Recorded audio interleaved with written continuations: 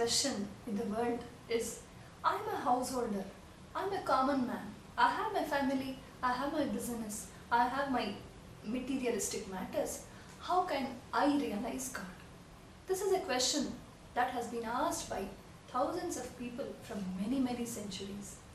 The same question was put to Paramahamsa Ramakrishna once. Sri Ramakrishna beautifully answered to this. He said, take the example of a servant maid who works in a rich man's house. She works for him, she cooks for him, she takes care of all the children there, she does all the household chores, but still she remembers deep in her mind that nothing is hers there.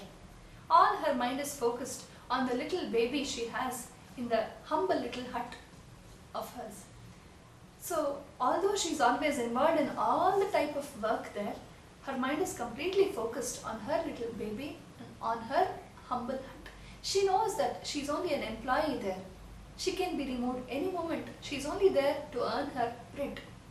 Sri Ramakrishna says, similarly, just as a household servant maid is doing all the work and still focusing on her own home, similarly, you be in this world, be with your family, be with your office people, do all your work, do all your jobs, fulfill all your duties with love, with interest, with commitment. But always remember that nothing is permanent. You don't belong here permanently. You are here only for a visit.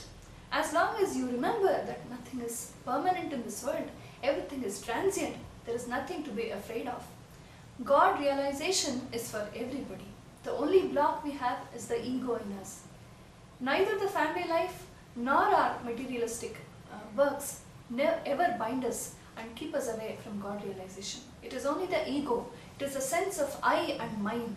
Aham, mama, the ahamkara and the mamakara, that really binds us. Sri Ramakrishna gives another example, similar example. He gives the example of a tortoise, of a female tortoise that lays its eggs on the banks of a river, and it is always swimming in the river. Although the tortoise is always swimming in the river, it has such a sensitive mind. It has a sixth sense that almost a kilometer away its eggs are there on the bank, but still if some danger comes to the eggs, it immediately realizes. That's because it's constantly thinking of its eggs. That's a special power nature has given the tortoise. Sri Ramakrishna says, just as the tortoise is always swimming in the water, but still always thinking of its eggs, you remain in this world. Do your household jobs, but always think of God. There is a beautiful bhajan in Hindi that says, जिस हाल में जिस देश में जिस वेश में रहो राधा रमण राधा रमण राधा रमण कहो संसार में परिवार में व्यवहार में रहो राधा रमण राधा रमण राधा रमण कहो. The problem is not with the family, the problem is not with our work, the problem is with us who cannot manage it properly. If we view this family, this world, this whole process of living as something which is very important to us, as something which is mine, as something which is very permanent, that is where the problem arises. Let us remember that the world is very important indeed, but it is very transient. Any moment, any day, we may get the call to leave all this and go away. So we should always be ready for that.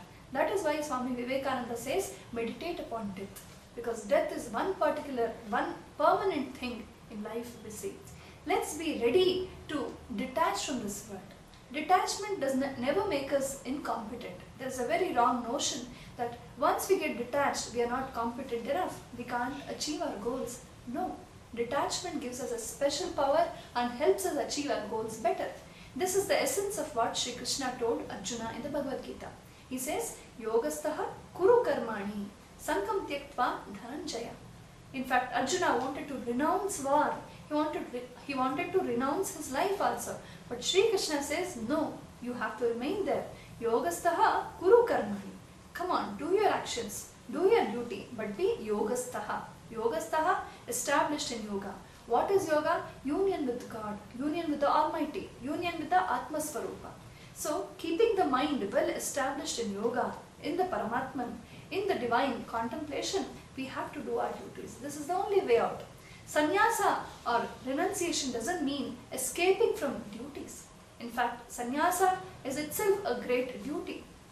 A 100% vigilance on what he thinks, what he acts, what he speaks is also a part of is also a duty for a sannyasi. Therefore, there is really no discrimination between a householder or a sannyasi when it comes to the question of God realization. So God realization is for everybody, but the problem is how we handle the ego, how we handle or manage our family matters. The more we get attached to it, the more we kind of develop an illusion that this is all transient, and the more we develop a kind of madness for that, craze for that, and the more we develop passions for that, the problem arises. So let us be detached. Let us always view the world from a healthy distance. We all know that there is something called a visual range. If an object is held very close to our eyes, we can never see it properly. Or if an object goes very far away from our vision, we cannot see it properly. So there is always something called a visual range or an audible range that enables us to see or hear properly.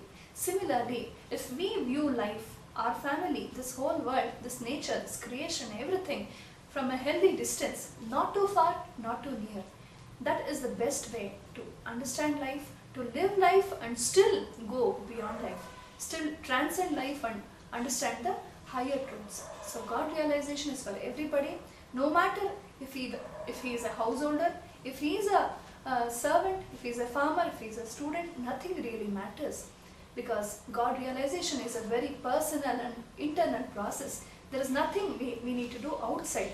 Everything happens within us. So let us realize that God realization is a very personal process, and it is in fact a process of manifesting what we have within.